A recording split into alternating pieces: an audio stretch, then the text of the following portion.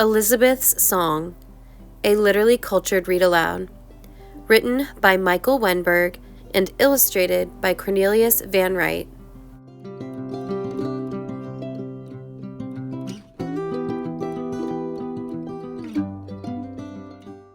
It was springtime in Chapel Hill, North Carolina.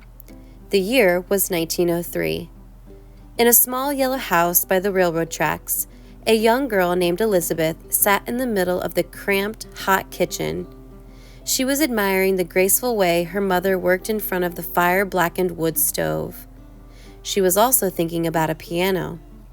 "Mama?" Elizabeth said. "Yes, sugar," her mother replied. "Are you sure we can't get a piano?" "You know we can't afford one," her mother said. "But, Mama?"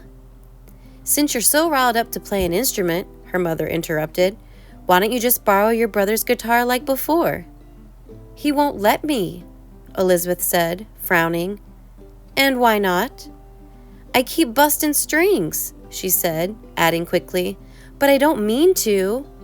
"Well, maybe it's high time you earned some money and buy a guitar of your very own," her mother suggested. But, how?" Elizabeth sputtered. Her mother thought for a moment. "Tomorrow I'm making 3 pecan pies for Miss Bartlett. I know you're shy, but you come along when I deliver 'em. We'll see if she has something a good hard worker like yourself can do." I suppose I can do that," Elizabeth said.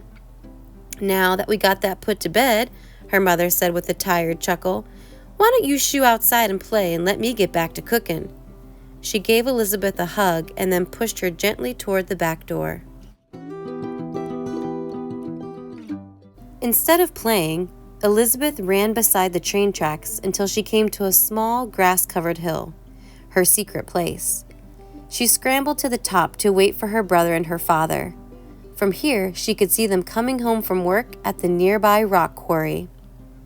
It wasn't long before Elizabeth heard the sound of thunder. It was a low-pitched rumble that she felt in her stomach more than she heard. Elizabeth knew it wasn't a storm coming, but something just as magnificent, a freight train. As the train pulled closer, the hill started shaking. Elizabeth closed her eyes and began to sing, keeping time with the approaching clickety-clack of the train's wheels. Freight train, run so fast. Freight train, run so fast. There was a sudden rush of wind and sound like a brass band gone wild as the train burst past her. And then, just as quickly, it was gone, its music fading and dropping slowly like a forgotten promise.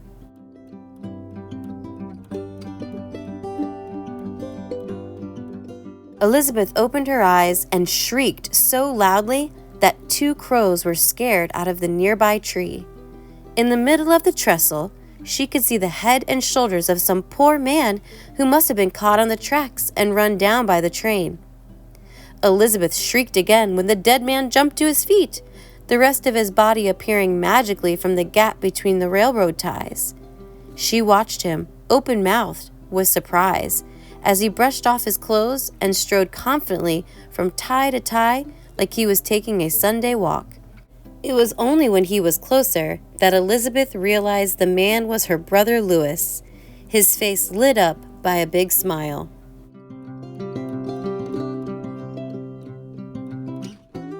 "Are you crazy?" Elizabeth yelled at him when he scrambled up the hill.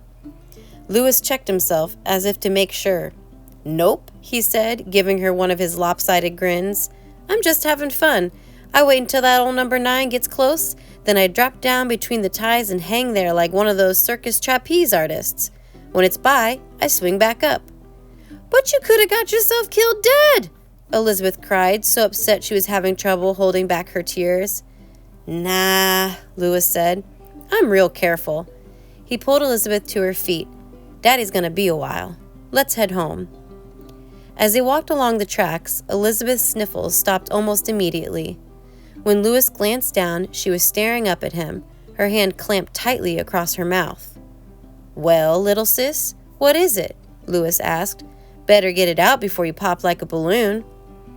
"I was thinking," Elizabeth said, a sly smile on her lips, "that Mama will be very mad when she hears what you've been doing." "Ooh-wee!" Louis whistled with admiration. "I can guess where this is going.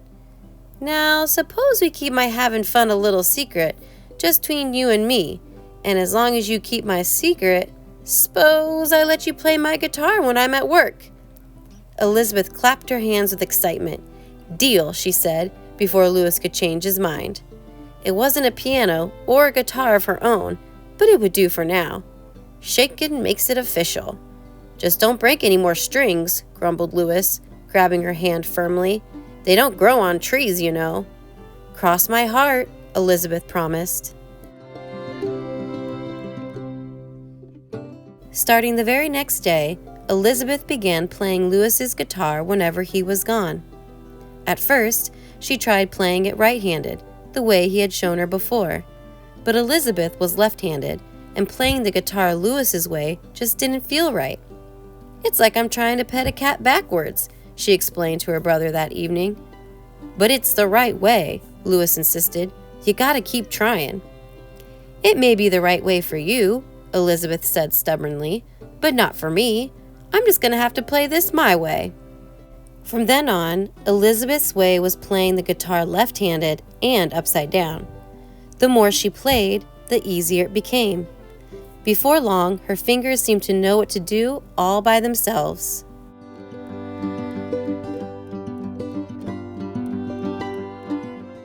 Even though she could play Louis's guitar now, Elizabeth wanted to buy a guitar of her own. The idea was always hanging there in the back of her mind like a lost dog. Whenever Elizabeth wasn't at school or helping her mother or making up a song, she was going door to door looking for work. At one of the first places Elizabeth tried, a woman stepped out on the porch, put her hands on her hips and said, "What can a little girl like you do?" Elizabeth was ready. "I can sweep the kitchen," she fired back, "set the table, bring in wood, make a fire, watch your kids, scrub vegetables, make beds, dust the furniture, shake rugs." She said so many things all in one breath that the woman finally threw up her hands and surrendered. "Come on in," she laughed, "and we'll talk." Wherever she worked, Elizabeth's favorite job was sweeping the porch. It gave her a chance to sing, keeping time to the music with the rhythmic swish of the broom. "Freight train swish, run so fast, swish, swish." Sometimes she got so carried away with her song that she'd end up sweeping the porch twice. Elizabeth's odd jobs never made her much money, and when she was stacking wood in the hot sun or hauling a heavy basket of potatoes out of a garden or changing the diaper on a screaming baby, it almost didn't seem worth it. But month after month, those pennies added up.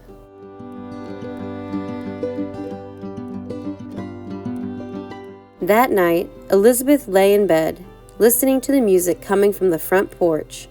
Her brother and some neighbors were playing a tune called Wilson Rag. When the notes from the banjo, fiddle, and guitars died out, the group switched to an old church song. She heard her mother's rich, strong voice joining in. "What a friend we have in Jesus," she sang. Elizabeth smiled to herself in the darkness. She pulled the quilt up tight beneath her chin, her fingers dancing along with the notes of her mother's song.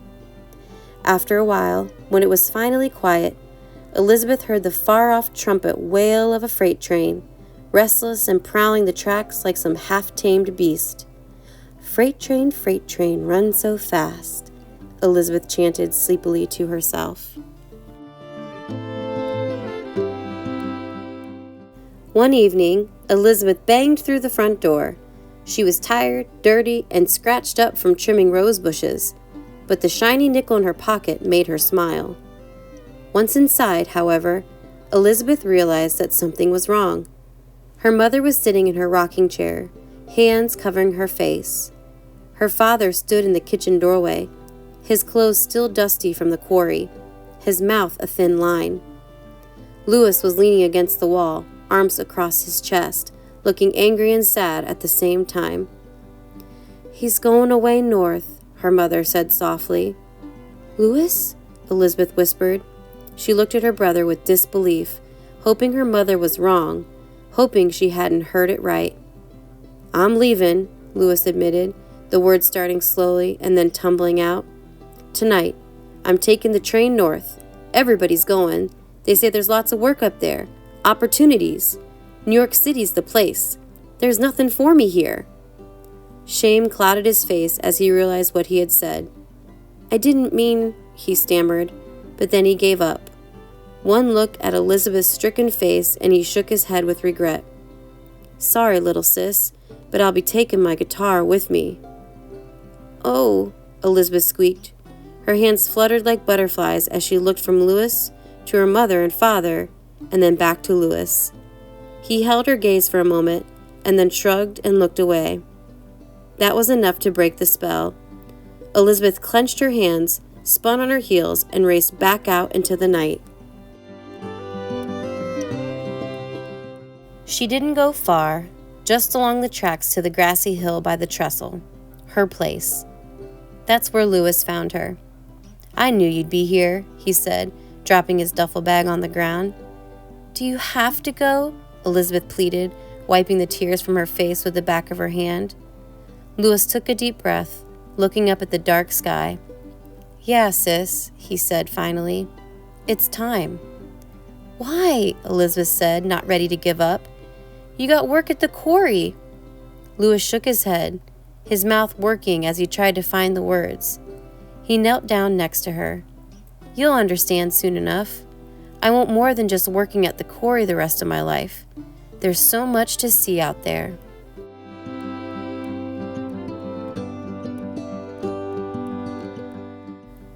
A train whistled in the distance. "That'll be the number 9, Lewis said. He pinched her on the cheek. "Have I told you that I'm proud of you?" Elizabeth shook her head. "Well, I am. You're working so hard. Before you know it, you're going to have your own guitar." Elizabeth didn't say anything. At that moment, she was willing to give up music forever if that would keep Lewis from going away. "Promise to take care of Mama for me?" Lewis asked gently. Elizabeth nodded. Lewis held out his hand. "Shaken makes it official," he said with a wink. Elizabeth grabbed his hand and held it tight. "Cross my heart," she whispered fiercely. Lewis leaned down and kissed her on the forehead, and then he was gone.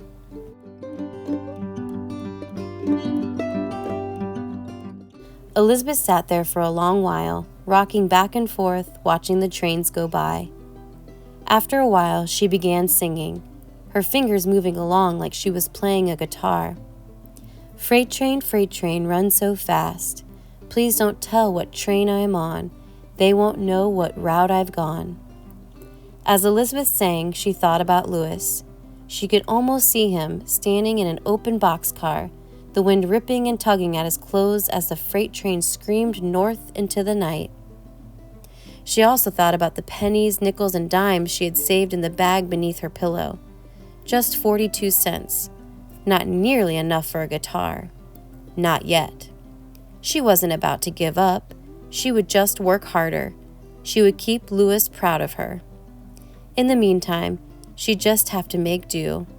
There was always the old cornstalk fiddle under the bed and paper on a comb. She could even keep time to her songs with the washboard in the tub outside. She'd make do.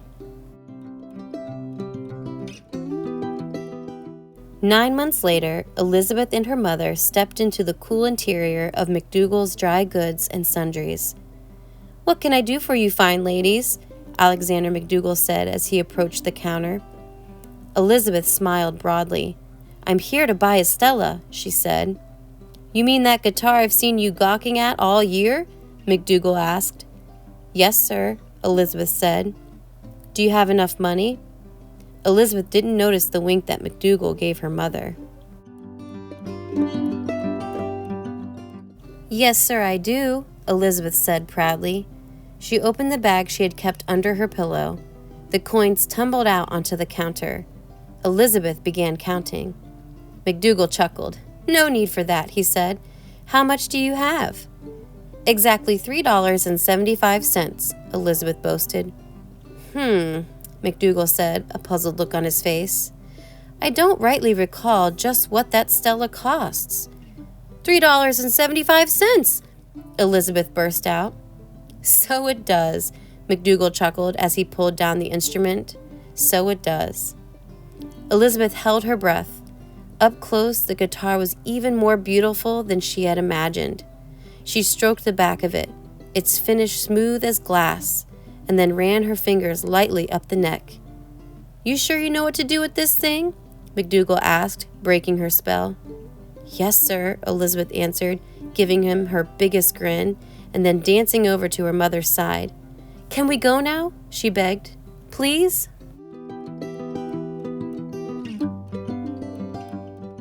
That night, the sad wail of a freight train soared into the dark sky. "Time for bed, sugar," her mother announced. Elizabeth had been playing her new guitar ever since they had gotten home hours before.